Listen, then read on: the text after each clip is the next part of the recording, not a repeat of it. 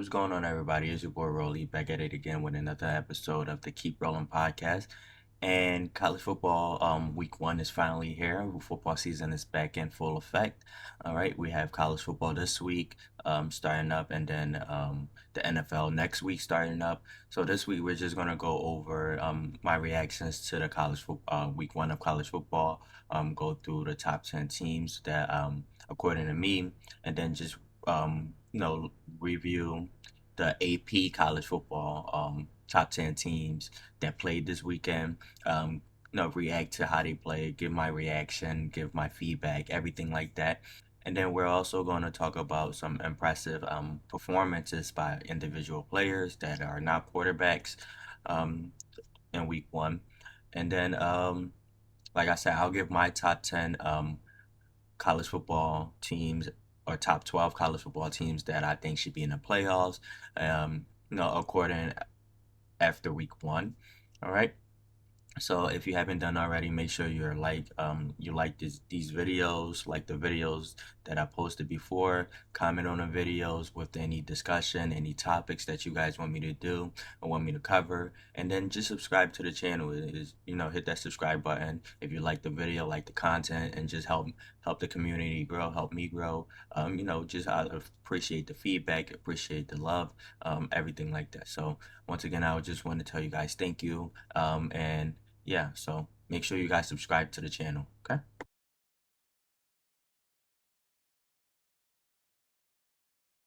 Um, all right. So week one of the college football season kicked off with Colorado opening up against at home against North Dakota State. Um, so couple takeaways from this game. Colorado was at home. I wasn't impressed with Colorado at all. I'm not really impressed with anything that they did last season or so far this season. I know it's only game one. I do want to point out some key performers.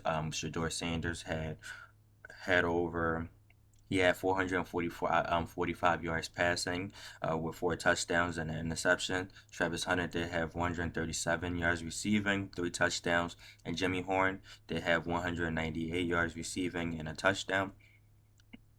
But just some feedbacks. I just believe this team is fairly similar to the team last year. The top three performers on offense. You have Travis Hunter, you have Shador, and then you have Jimmy Horn. Then there's nobody else. They don't really have a running game. The offensive line is hasn't really improved that much. Yeah, I know they signed I believe the number one offensive tackle coming out of high school this year.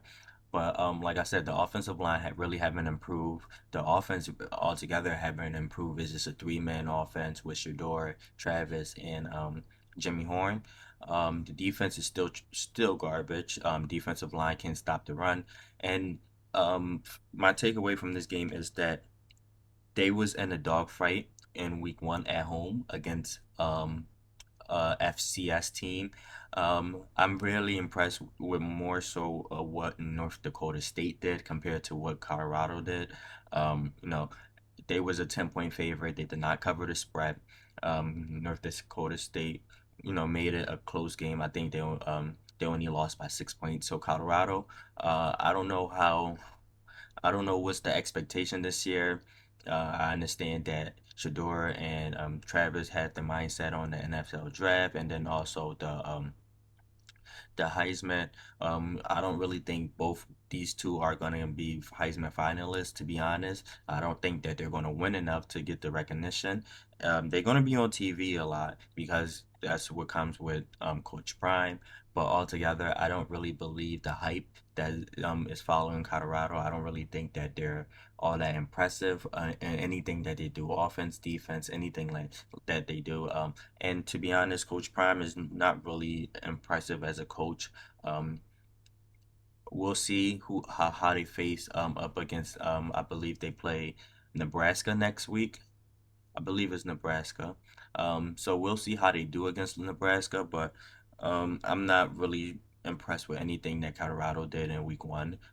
To be honest, I'm fairly disappointed because if you're playing a FCS team, that is, FCS is just a tier lower than what you guys are. You guys are supposed to dominate. You guys was a 10-point favorite. You guys was at home, and you guys didn't really impress. Didn't do anything that was impressive to me. But like I said, I'm not really. I don't have many high. I don't have any high expectation for this team this year. I think that this is just a repeat of the team last year, which says a lot about the coaching. Still making the same mistakes. Seems to me like Dion is only worried about two players on his whole entire team, in Travis and Shador. Just worried about them getting drafted, worried about, and to be honest, you're not really developing the players. You're not really developing the team as a whole. The team is still looking like just of last year. So who knows how long Dion is going to be in Colorado, if he even plans on staying in Colorado after this season. I just think Colorado is just a bunch of hype, a bunch of hoopla, and we all know how the season played out last year. I do want to say Travis Hunter was fairly impressive. He made some ridiculous catches. So it would be like, I don't know what position he's going to play coming out the draft, but me honestly, I would just, if I was a team drafting, I would draft him and just work him out at both position and see whichever one I feel more comfortable playing him at. And if he does have the stamina to play both sides of the ball, he could probably try that. Back in the day, Dion played both sides of the ball here and there, but mainly on defense. So we'll see how the NFL teams utilize Travis Hunter. But to me, he's really impressive. He's like lived up to the hype coming out of high school. He lived up to every expectation, every hype that people had for him. So I'm really impressed with Travis Hunter. But I do want to just, not to, what's his name, shit on him, but the team in general is just not that impressive to me overall. Besides Travis and Shador, those are the only two very fairly impressive players. Other than that, I don't really see any like top draft pick, any draft picks coming out of Colorado, if we're being honest. Um, so yeah. Then we had Georgia taking on Clemson. All right, Georgia put the beats on Clemson. Georgia defense looked very, very dominant and impressive in stopping the run. Clemson couldn't do anything with Georgia, to be honest. Clemson, we have to start asking the question, if this is the end of Dabo Sweeney's era, if this, if he might need to change the scenery, how long is he going to be in Clemson for? Because he refused to buy into the transfer portal. He only wanted to recruit, and we seen coaches that won't adapt to the transfer portal, or not necessarily won't adapt to it, but just doesn't like the NIL thing and everything like that. It comes with the transfer portal or this new college football. Like Nick Saban, he that made him, that what was the main cause of him retiring. So we never know if Dabble might retire and go into television, or might move on to the next level, to the NFL level. But we got to start asking the question. We got to start having that conversation. What is going on with Clemson and Dabo? Is if he's that good as a coach, or he just had like talented quarterbacks in Deshaun Watson and Trevor Lawrence. Because ever since those two guys left to go to the NFL, Dabo has looked very, very mediocre as a coach. Um, so we have to start asking those type of questions. Carson Beck did throw for 278 yards for Georgia and two touchdowns. Georgia looks like the number one team in the country with their defense. Their offense is coming along, or will come along. They have some good, fairly explosive players on the offensive side of the ball. The running back is really, the running game is really good. They have good players on both the offensive line and defensive line. So I'm really impressed with Georgia. I believe they should be still ranked the number one team. But as far as Clemson goes, this is the downfall of Dabo Sweeney, of being stubborn, of not trying to adapt. If you don't adapt, you will get left behind. If you don't adapt, you will get killed off. And this is what we're seeing from Dabo Sweeney. This is what we're seeing from um, Clemson as a whole. So we will see how they do, if they are still able to compete for a college football playoff spot. I know it was against Georgia, so you know you don't want to feed too much into it because they could still win the ACC. But at the end of the day, they might still be able to make the college football playoffs. I personally don't think so. I think they can't compete with Miami. I think Miami is the number one team in the ACC this year, but we'll see how Georgia does. I mean, how Clemson does against the rest of the ACC this year, and hopefully they can make the ACC championship and make the ACC and win the ACC championship, and then possibly compete. Be in the college football playoffs, and we'll see. It's only week one. Dabble might um, you know, redeem himself, might resurrect, couple things, fix a couple things here and there, because they didn't look impressive at all against Georgia. Offense, defense, special teams was not impressive. So we got to start having that conversation about Dabo Sweeney. How good of a coach is he really? All right. So Georgia did beat them 34-3. So that's why. Right. Now I do want to move on to the game of the weekend, the game of the night. Notre Dame versus Texas A&M. Notre Dame went into College Station, um, and was fairly impressive. To me, Notre Dame has the best defense in college football this year.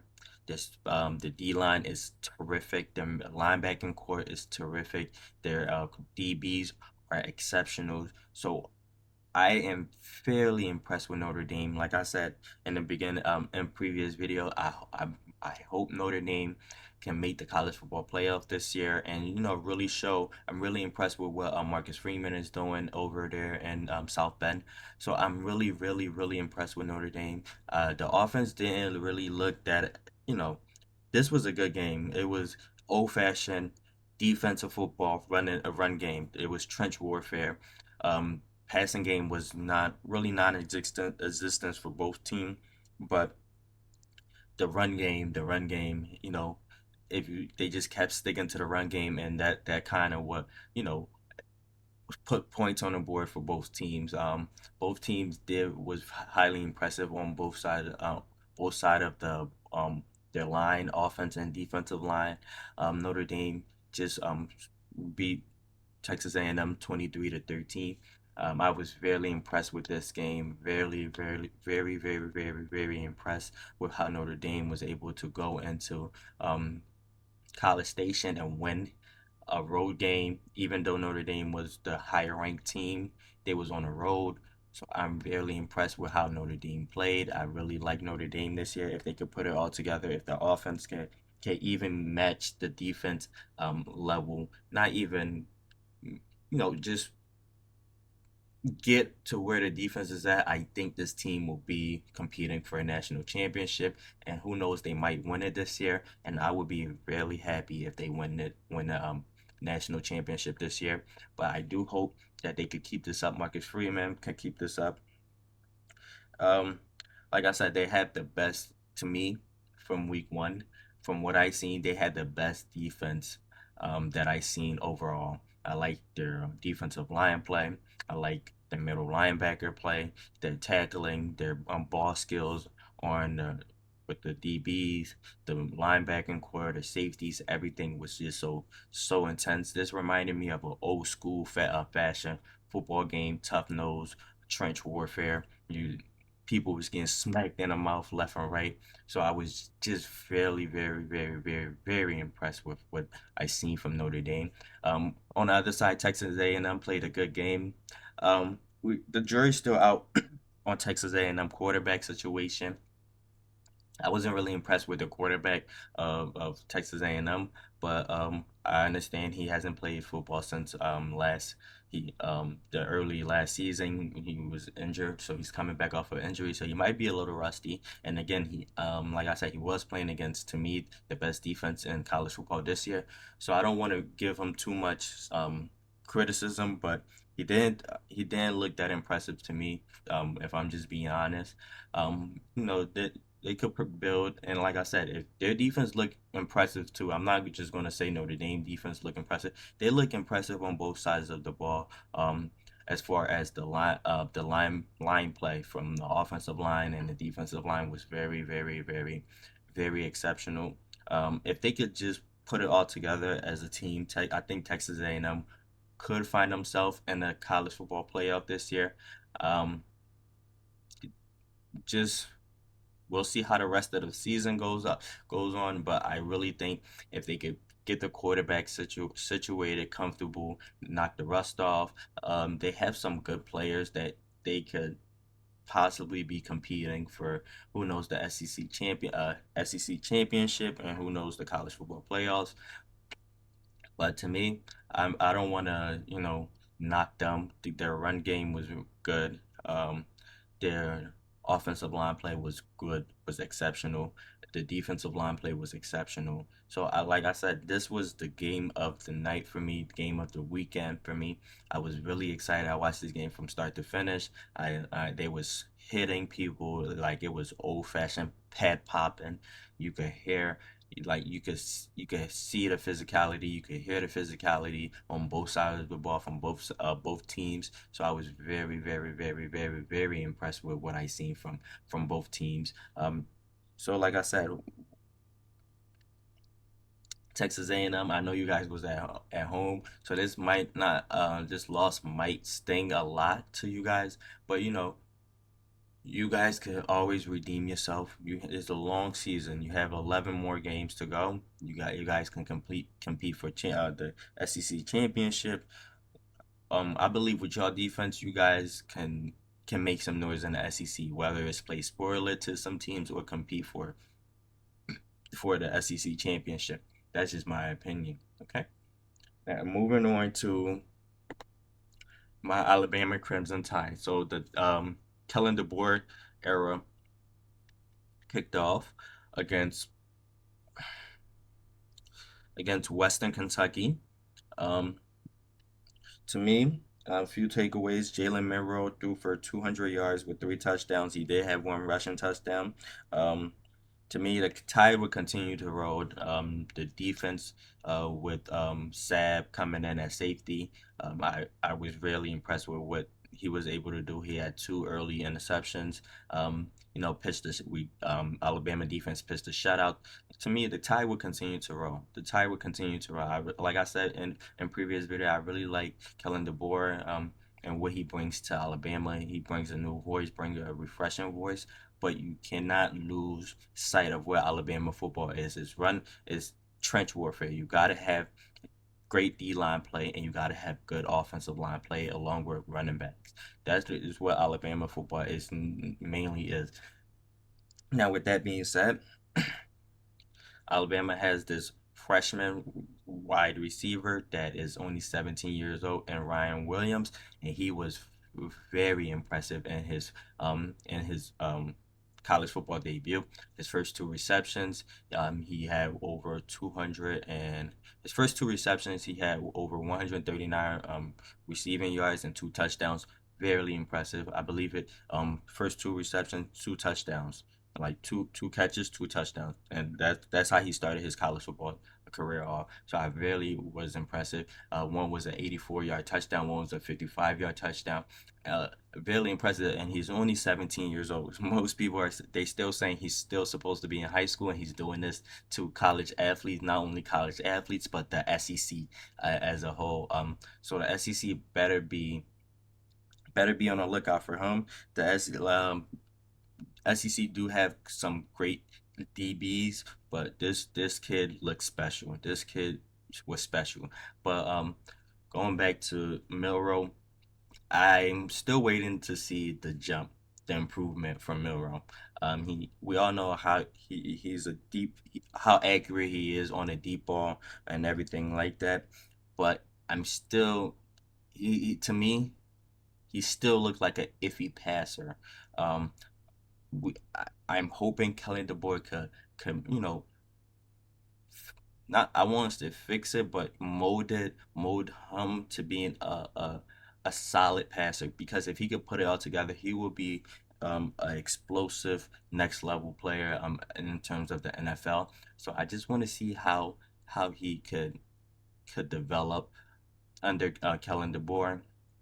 because Milrow, the jury's still out on the type of quarterback you are.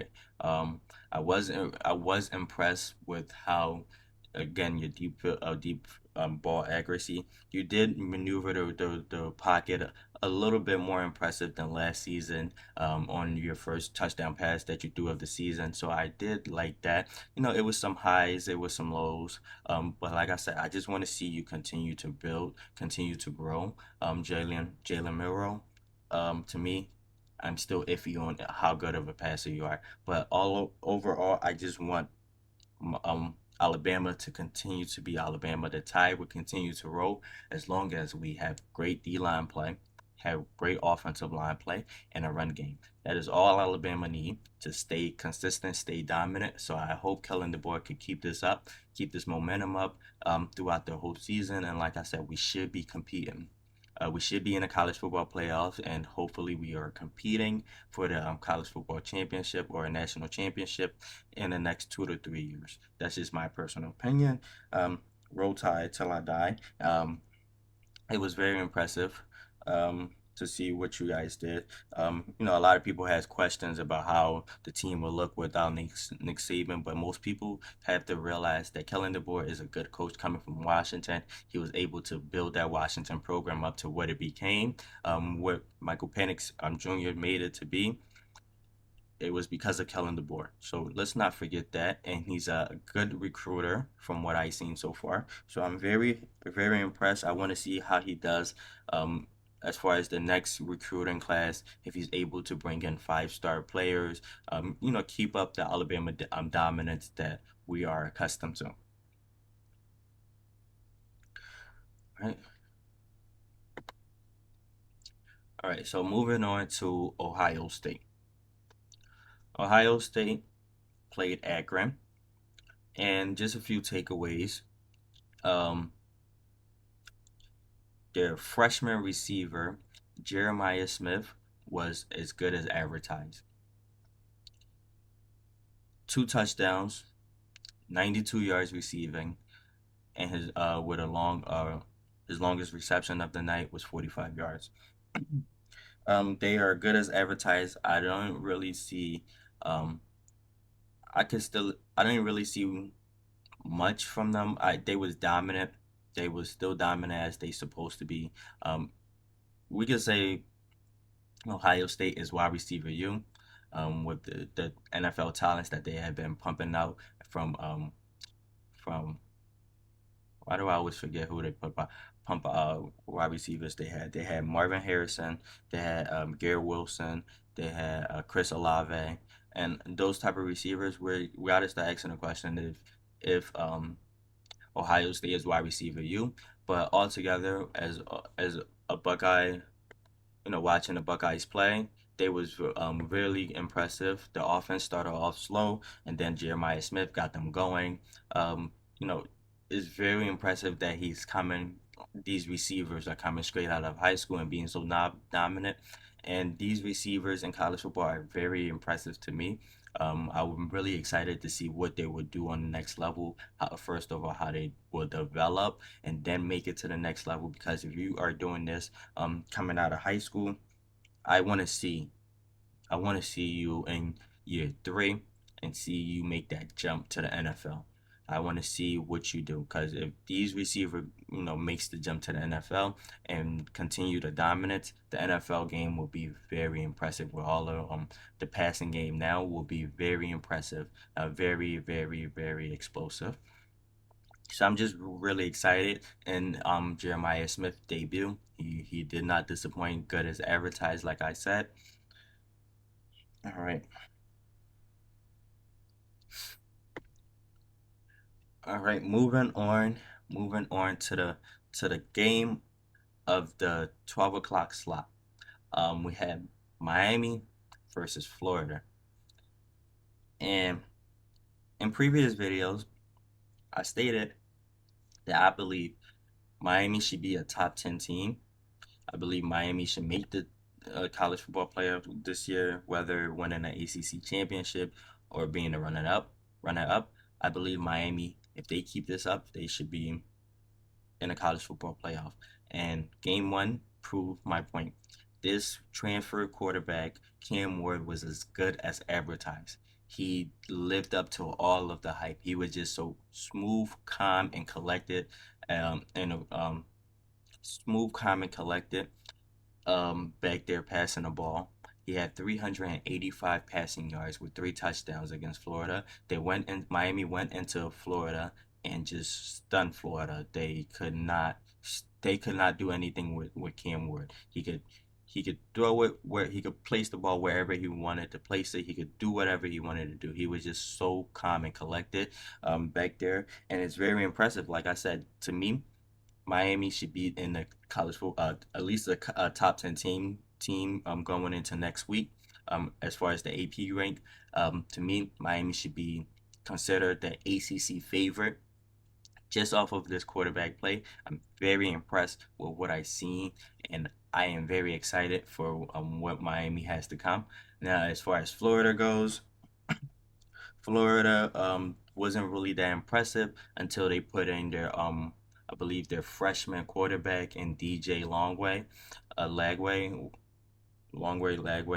I'm sorry if I get the name wrong, but he brought a little spark to the team. I think they should move for the rest of the season. He should be the starting quarterback. Just rip the band-aid off and have him go. He should be a redshirt first freshman, just starting, true freshman, whatever we want to call it. He should be the starting quarterback for the Gators. For a Gators fan, you cannot be happy with what you've seen from your team in week one, but you know the the silver lining is you got to see the future in your quarterback in DJ Longway, and what he brings to the table. Like I said, once they inserted him into the game, you've seen the offense move, become a little smoother, a little more fluid, a little more impressive. He brought like a spark to the team, but against Miami, with Miami, I think Miami it's the truth. I believe in all the hype in Miami. Miami should be competing for a college football playoff, a spot in the playoff this year. Hopefully, they compete for the ACC championship and keep this up because the rest of the schedule for Miami is fairly easy. They don't have any Clemson on their schedule. They don't have any like hard teams that they usually lose to. So that's why I'm saying they are very impressive. And what I'm seeing from Miami with Cam Ward, they should be the favorites in all of their games. They should be the favorites coming out the ACC. I don't really see a team that could beat Miami with this quarterback play. The defense was okay, was good too, and then that receiver Xavier Recepo, him and Cam Ward are going to have a phenomenal season.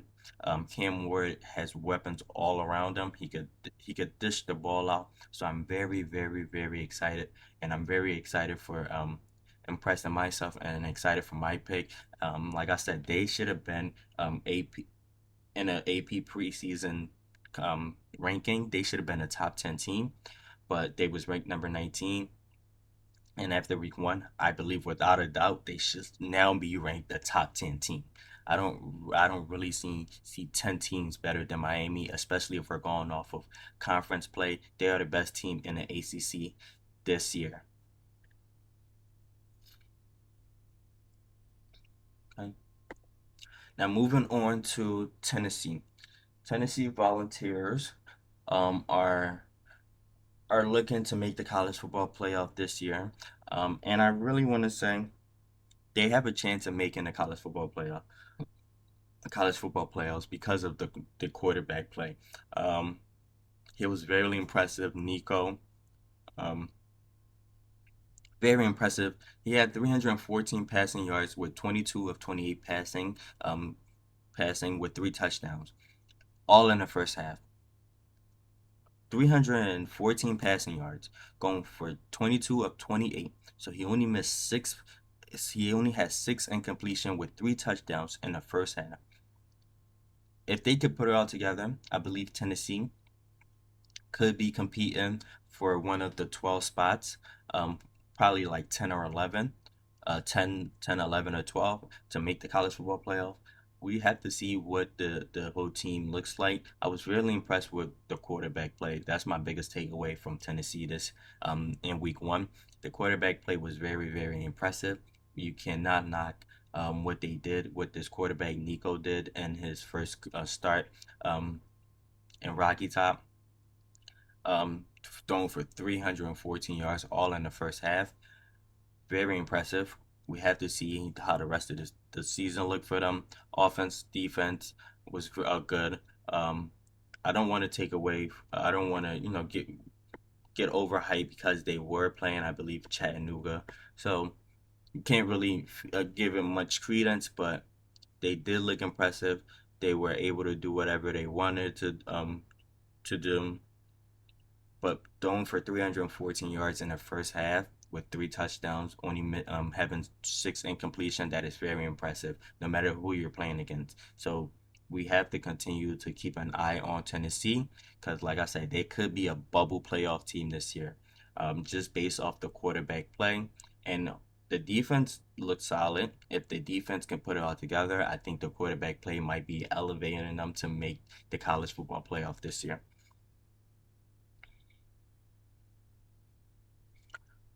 All right, let's moving on, moving on. Ole Miss, Ole Miss, Ole Miss.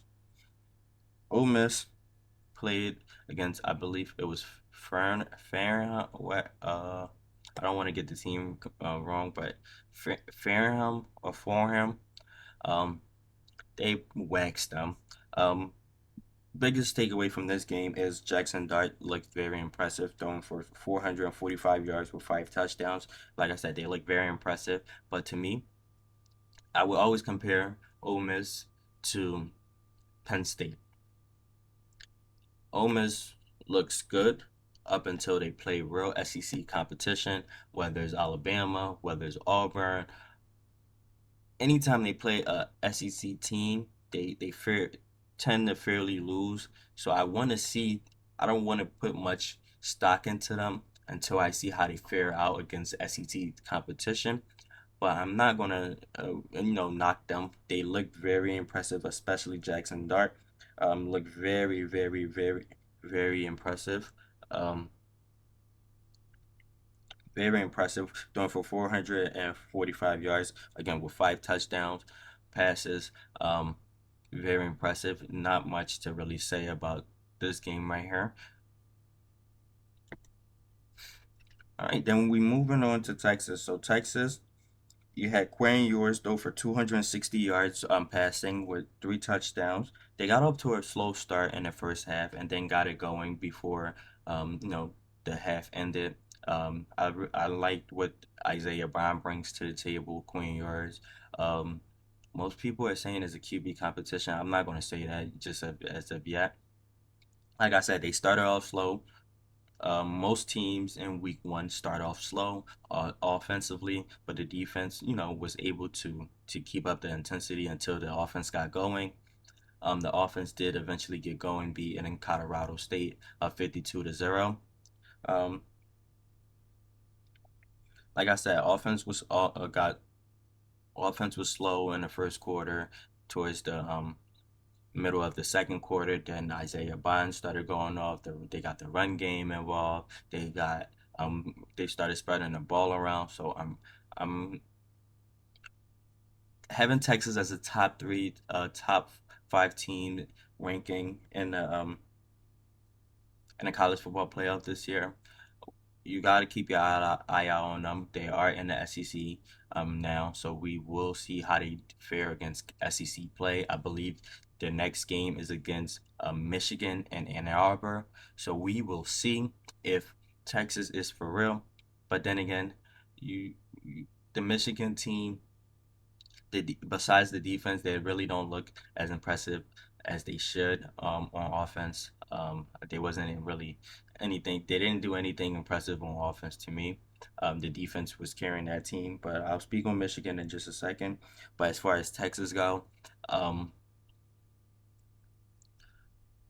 we have to see how they do. I really don't have a problem being the number four ranked team in the country this year. Going into the season and coming out of week one, I still think a top they are your top four team in the country. All right. All right. Penn State against West Virginia. Penn State went to Morgantown, and after Penn State started off slow, um, Drew the quarterback play, the offense really started off slow. Drew Aller started off slow, um, and then they kind of picked it up the second half. But this game was really funky because it was like a weather delay. But I don't want to knock them for that. Um, to me, to me, I'm not really impressed with anything Penn State do until they play against Ohio State or Michigan. That's just my personal opinion. Penn State can win all these other games. They win at least 10 games a year under the coach. That name is escaping me right now, but to me, I really don't care what Penn State do until they play against Michigan or Ohio State. So yeah, you guys started off slow and picked it up during the second half, but I'm not really buying much stock into you guys until I see how you guys do against Michigan and Ohio State. Moving on up, we had Oregon taking on Idaho. Now this was kind of the surprise of the weekend for me, because Oregon, the number three ranked team in the country, did not look like the three ranked team in the country. They brought in a transfer quarterback. You expect things to start off slow, but they just did not look impressive at all. I know Dalen Gabriel threw for 380 yards with two touchdowns, but they still did not look like the team. I expected them to dominate against Idaho, and being the number three ranked team in the country, I really, really, really expected you guys to dominate, and you guys did not look that much impressive, only being the team by, I believe, 10 points. Oregon, having them ranked number three, I think you guys are going to move a couple slots down for the next AP ranking. So I'm not really impressed with anything that I seen from Oregon in week one. Like I said, to me, I'm more so disappointed than impressed. Okay, and then lastly, we're moving to Michigan versus Fresno State. Michigan started off slow. The offense was non-existent, to be honest, in the first half. They picked it up in the second half, mainly in the fourth quarter. Michigan offense, we have to see what they do on the offensive side of the ball, their offensive identity, what they're going to do. But as far as the defense looked solid. The defense carried them. The defense is the strength of this team, and they look fairly impressive. This was a good win. I wouldn't say an impressive win. Is a building block. Being Fresno State by 20. So we will have to see how they fare against this coming week against Texas. Um, I'm not really impressed with much of what they did offensively. Like I said, they have to find their identity on the offensive side of the ball. But as far as the defensive side of the ball, they are solid. They are solid on the defensive side of the ball. All right. So that is my quick recap of week one. So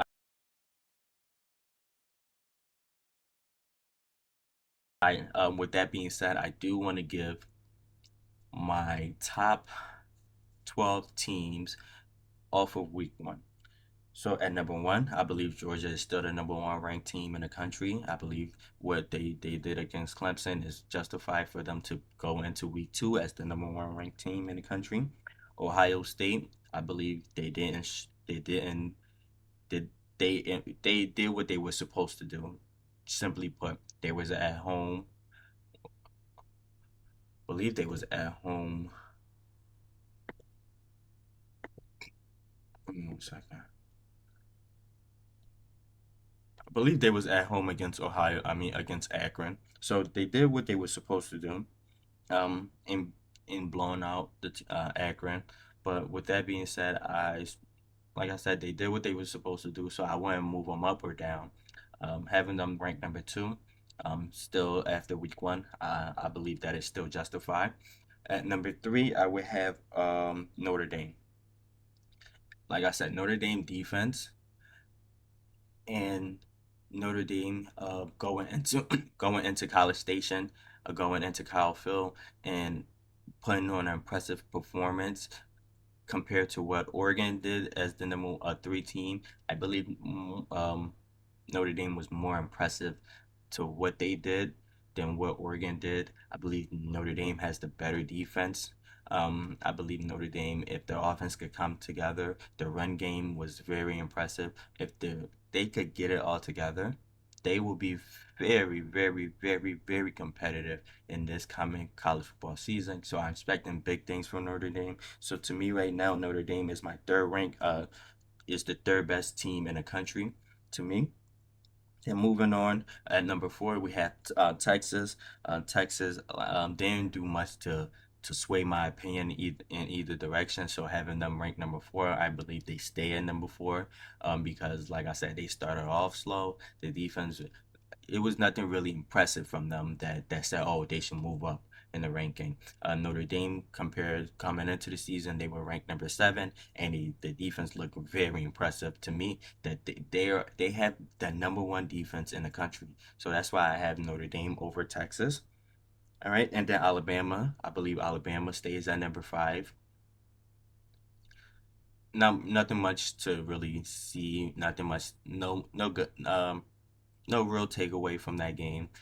So I would just keep them at number five, keeping Texas at number four. Like I said, I didn't really see much to move them up. I didn't see anything negative to move them down. So that's why I think those two teams stays where they are. Miami, Miami, and Miami. Miami comes in at number. Oh no, no, no. After Alabama at number six, I have Ole Miss. I believe Ole Miss did what they were supposed to do. I believe Ole Miss was. Give me 1 second. Yeah, I believe Ole Miss did what they were supposed to do, offensively, defensively, especially playing against the type of the competition that they was playing. They did what they were supposed to do. I think they was on a road. I believe they was on the road.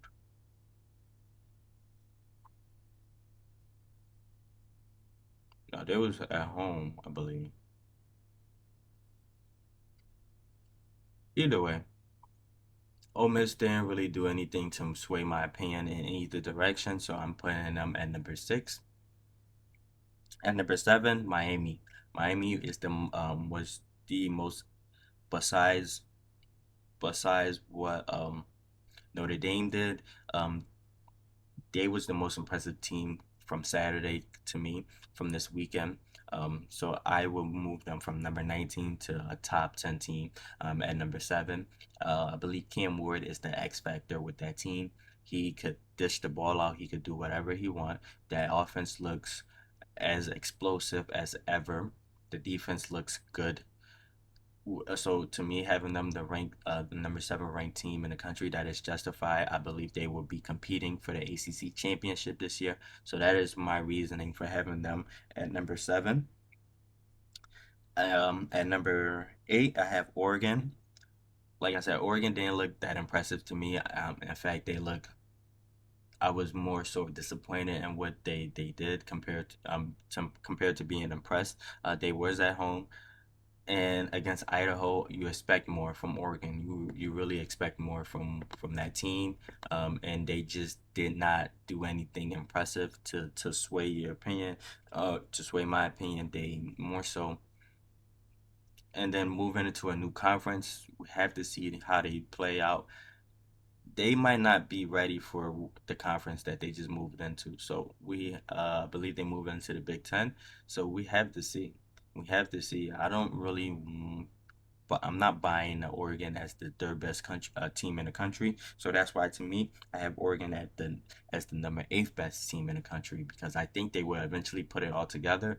But then again, how would they do fair against conference play and moving into a new conference? We'll see how they do. Okay. After Oregon at number nine, I have Tennessee. I think Tennessee will be competing for a college football spot this year, and they will eventually make the college football playoffs. So that is why in a quarter with the quarterback situation, the defense, the weapons on both sides of the ball, I believe Tennessee will be competing for a playoff spot this year. Who says they will make it or not? And I think they will be fairly competitive in the SEC. So we will have to see. But to me, as of right now, after week one, I have Tennessee as the number nine ranked team in the country. Then you have Michigan. I have Michigan at number 10. Like I said, Michigan, well, eh, the defense is the strength of the team until the offense finds its identity. Um, I feel as though having them as number 10 is the best spot for them. It's the most justified spot for them. And then 11 is Penn State. I think Penn State does get into the playoff this year. Now, who says they make some noise in the playoff? But we will see. But as of right now, I think they will make the playoffs. We have to see how the rest of the season go with their schedule, if they are competing for their conference championship, or but to me, I think Penn State will eventually make the college football playoff for the first time this year. And then at number 12, I have Oklahoma. I just think Oklahoma is one of the teams that is that is, not talked about as much, but they are coming up. They will sneak up on a lot of folks this year, so you have to keep your eye out on for them. And I believe Oklahoma will be competing for a college football playoff spot, and I believe they will make the college football playoffs. And that is my top 10, top 12 ranked team after week one.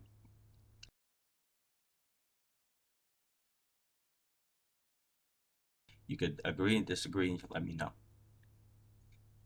Right now, I do want to move on and just highlight some key players, some players with ridiculous stat lines that from week one.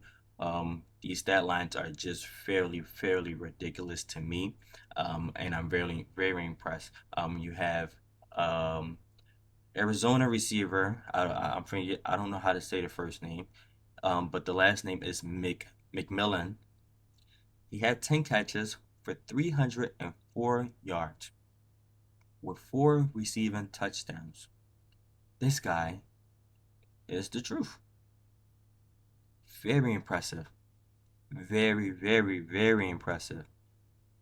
So who knows what we're looking at if we he might be wide receiver one drafted in this year NFL draft. Like I said, these receivers in college are fairly impressive and making the jump to the NFL.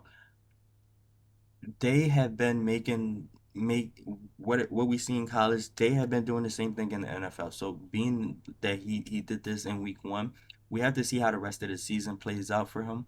But having this deadline in week one was very impressive. You cannot knock it.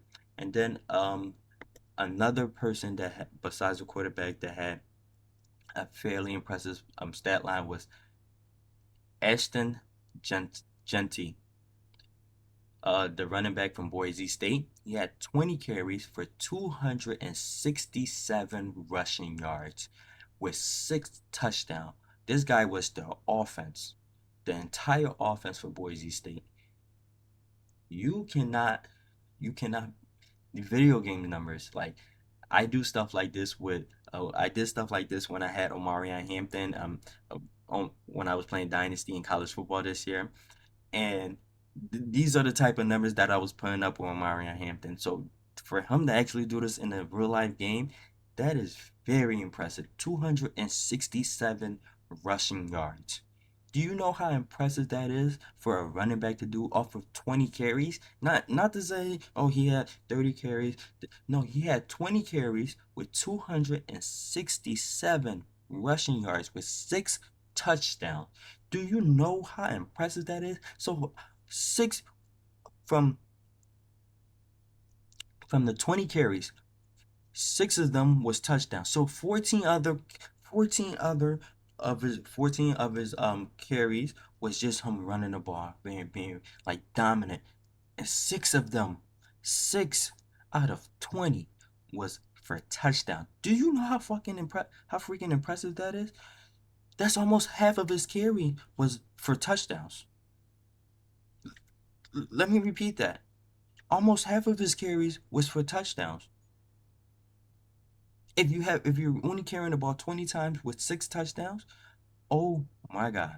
We have to see how the rest of the season plays out, but I'm very impressed with this guy.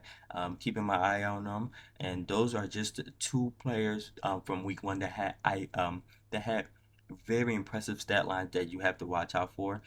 As far as if we're talking the Heisman or anything like that.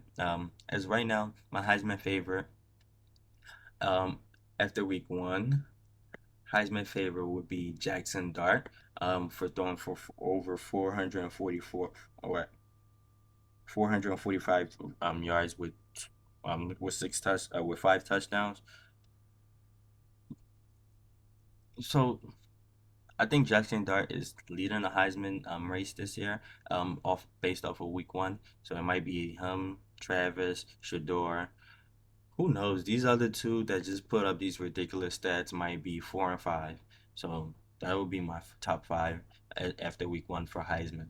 All right. Once again, thank you guys for watching. Make sure you like and subscribe to the channel and just helping me grow. I appreciate the love, appreciate the support, and thank you guys.